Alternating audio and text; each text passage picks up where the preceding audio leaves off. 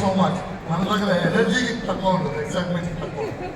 Okay, నేను నా స్టోరీని చిన్నగా చెప్తాను. నేను ఈ బిజినెస్ వచ్చిన ముందు ఒక కార్పొరేట్లో పనిచేస్తున్నాను. మంచిగా 1.5 lakh సాలరీ ఉంది, కార్ ఇచ్చారు, లగ్జరీ లైఫ్ బాగుంది అనుకోన్నా.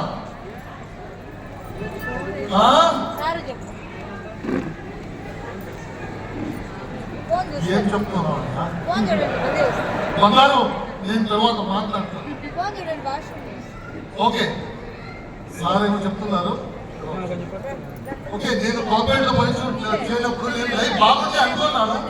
ఒక రోజు కూర్చొని నా ఇన్కమ్ ఎంత, నా ఖర్చులు ఎంత, ఆ రోజుది నా ఇన్కమ్ 2 years తర్వాత ఎంత అవుతుంది, 2 years తర్వాత ఖర్చులు ఎంత అవుతుంది, 5 years తర్వాత నా ఇన్కమ్ ఏముంటుంది, ఖర్చులు ఏముంటుంది రాసుకుని వెళ్తే ఖర్చులు పైన ఎంత ఎవ్రీ ఇయర్ 2 years కి ఇలాగ వస్తుంది, 5 years కి ఇలాగ వస్తుంది, 10 years కి 15 years కి పైన వెళ్ళిపోయింది ఖర్చులు. ఇన్కమ్ చూస్తే స్లోలీ పెరుగుతుంది. ఫైనలీ చూస్తే ఇన్కమ్ ఖర్చులు అక్కడే వెళ్ళింది, ఇన్కమ్ ఇట్లే ఉంది.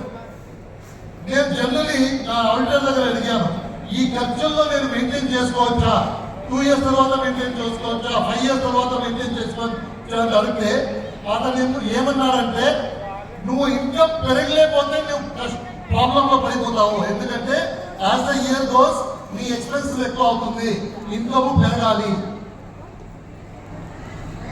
నా చార్టెడ్ అకౌంట్ దగ్గర అడిగాను, ఈ ఇన్కమ్ లో నేను మేనేజ్ చేయొచ్చా అని. ఈ ఇన్కమ్ లో మేనేజ్ చేయడానికి అవుతున్నాను. రిటైర్మెంట్ టైంలో మీకు చాలా డబ్బు కావాలి, ఎడ్యుకేషన్ ఎక్స్పెన్సెస్ ఉంటుంది, ఈ ఇన్కమ్ లో మెయింటైన్ చేయడానికి అవదు. ఏం చేయాలి అంటే మన బిజినెస్ చేయాలి. సరే, బిజినెస్ చేయాలి చూస్తే అక్కడ అందరూ మళ్ళీ ఇన్వెస్ట్మెంట్ ఎక్స్పీరియన్స్ అడుగుతున్నారు. ఇన్వెస్ట్మెంట్ ఉందా, ఎక్స్పీరియన్స్ ఉందా అడుగుతున్నారు. మన దగ్గర రెండూ లేదు. సో ఫైనలీ ఇన్వెస్ట్మెంట్ లేకుండా, ఎక్స్పీరియన్స్ లేకుండా ఏదైనా బిజినెస్ చేయాలి అని చూస్తే నాకు దొరికింది ఒక చాలా మంచి కంపెనీ.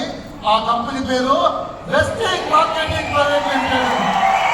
ఈ కంపెనీలో పనిచేయడానికి, ఈ కంపెనీ కూడా బిజినెస్ చేయడానికి ఇన్వెస్ట్మెంట్ ఒక్కర్లేదు, ఎక్స్పీరియన్స్ ఒక్కర్లేదు. తర్వాత ఈ బిజినెస్ ని నేను కంపెనీ దగ్గర చెప్పాను, సార్ బిజినెస్ ఏమో చేయడానికి వచ్చేసాను, బిజినెస్ చేయడానికి నాకు తెలియదు, ఫస్ట్ టైం చేస్తున్నాను అంటే మీకు ఒక గురువుని ఇస్తాను, అతను నువ్వు గురువులాగా నీకు నేర్పిస్తున్నాడు బిజినెస్ ని. అప్పుడు నా అప్లైను సిద్ధార్థ్ గారు వచ్చారు. థ్యాంక్ యూ సిద్ధార్థ్ గారు, God bless him. So Siddharth గారు ఫస్ట్ వచ్చేసి నాకు ఒక గురుమంత్రం ఇచ్చాను, తెలియదా? ఫస్ట్ వచ్చేసి ఏమన్నారంటే, చూడు నేను బిజినెస్ చేసి చూపిస్తాను, నువ్వు చూసి నేర్చుకోవాలి. నేను చూపిస్తాను, నువ్వు నేర్చుకోవాలి, ముందు వెళ్ళి నేర్పించాలి. నేను సార్ మీరు బిజినెస్ చూపించండి, నేను నేర్చుకుంటాను, ముందు నేర్పిస్తాను. ఈ పని చేస్తే మీలాగే నేను 6 lakhs సంపాదించొచ్చాను అడిగాను.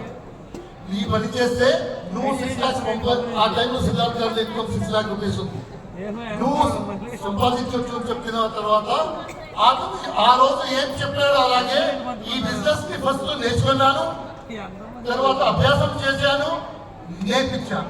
ఈ 3 పని చేసుకొని వచ్చేసి ఈ రోజు నా హైయెస్ట్ చెక్ 47.5 lakhs ఉంది. నా దగ్గర ఆడి కార్ ఉంది, ఎంజీ కార్ ఉంది, తర్వాత ఢిల్లీలో ఒక ఇంటి ఉంది, మైసూర్లో ఒక ఇంటి కొన్నాను. ఇదన్నీ చూసుకొని